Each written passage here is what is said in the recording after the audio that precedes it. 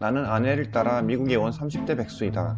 나는 미국에 와서 아내를 도와 통역과 관광 가이드, 하우스키퍼, 보디가드 등의 임무를 수행하려 하였으나 아침에 아내의 잠을 깨워주는 알람시계 역할만 하고 있었다. 미국 생활 초보인 우리 부부에게 우연히 샌디훅 비치를 갈 수 있는 기회가 생겼다.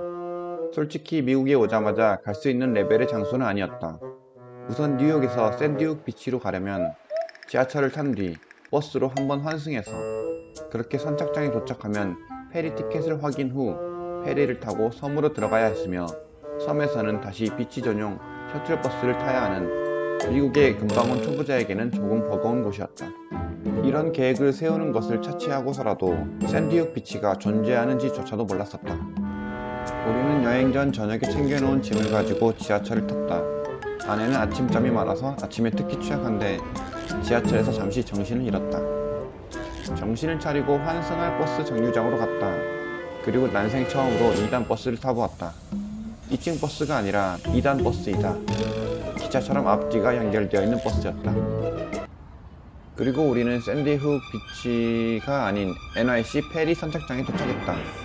약속 시간에 딱 맞춰 도착하긴 했는데 일행분들이 아무도 없었다. 먼저 배를 타러 가신 건지 아직 안 오신 건지 알 길이 없었다. 그리고 조금 기다리니 일행분들이 모두 오셨다. 우리 부부는 미국에 와서 처음으로 페리를 타보았다.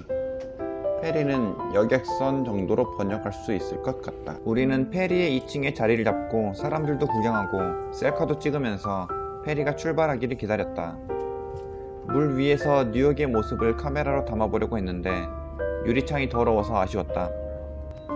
한강 유람선도 타보지 않았던 촌놈이 뉴욕에 와서 페리도 타보고 호강을 했다.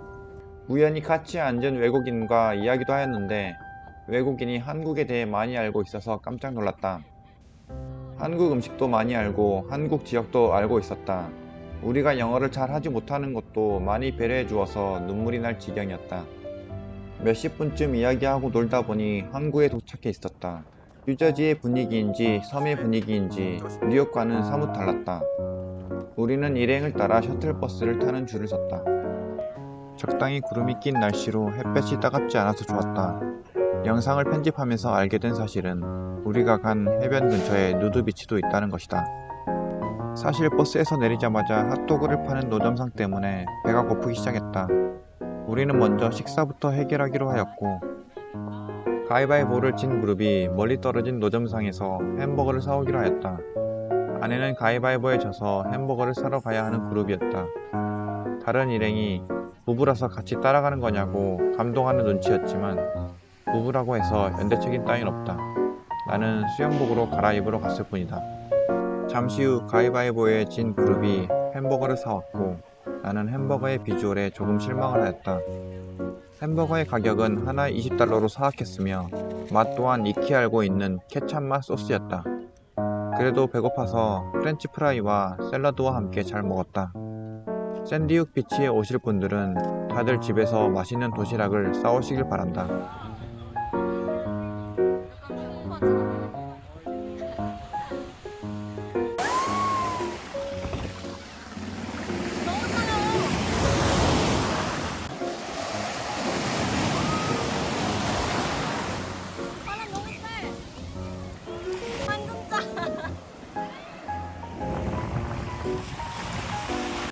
생각해보니 외국에서의 해변은 이번이 처음인 것 같았다.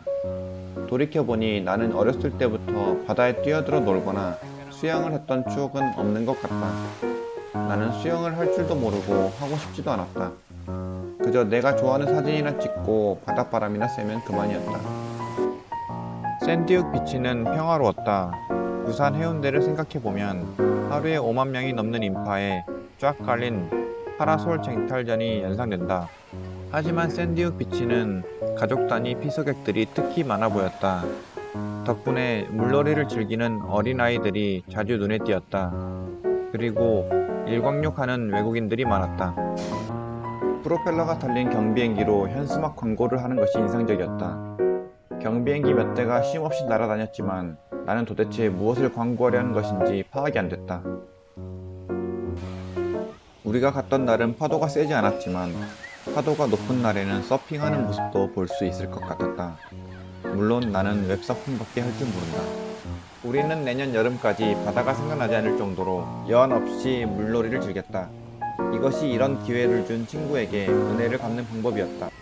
비록 오늘 돌아가서 이사 갈 짐을 싸야 하지만 다음날 우리는 온갖 짐을 챙겨 새로운 집으로 이사를 가야 하지만 마치 에너지 드링크를 먹고 무리해서 밤을 새는 것처럼 내일 일은 내일의 나에게 미뤄두고 오늘의 나에게는 물놀이라는 선물을 주기로 했다. 비록 쫄보라서 수영은 못하지만 한국과 다른 모래를 밟고 다니는 것만으로도 힐링이 되었다. 우리는 하루가 왜 이렇게 길지? 라고 생각될 때쯤 집으로 향했다. 다른 사람들도 추워지기 전에 집으로 돌아가는 것 같았다. 돌아오는 배 위에서 기념사진도 찍고 자유의 여신상도 구경했다. 무엇보다도 강 너머로 보이는 빽빽한 건물들이 인상 깊었다. 이런 건물들을 볼 때마다 아, 내가 진짜 뉴욕에 살고 있구나 라고 새삼스럽게 깨닫는다. 집에 돌아가서 도저히 음식을 만들어 먹을 힘이 남지 않아서 저녁은 간단히 해결하기로 했고 우리가 선택한 피자집은 성공적이었다. 이번 주말은 계획이 없었고 갑작스러웠지만 예상 밖의 경험을 통해서 더 설렜던 것 같다. 나는 인생을 살아가면서 돌에 걸려 넘어지더라도 금방 일어나는 것 같다. 무딘 성격이기도 하고 기억력이 나쁜 편이라 좋은 일이든 나쁜 일이든 금방 잊어버린다. 이렇게 기록해 놓은 영상들이 나중에 좋은 추억으로 기억되기를 바랄 뿐이다. 이 영상을 끝까지 시청해 주신 여러분들도 좋은 추억을 많이 기억할 수 있는 하루가 되길 바라며 영상을 마치겠다.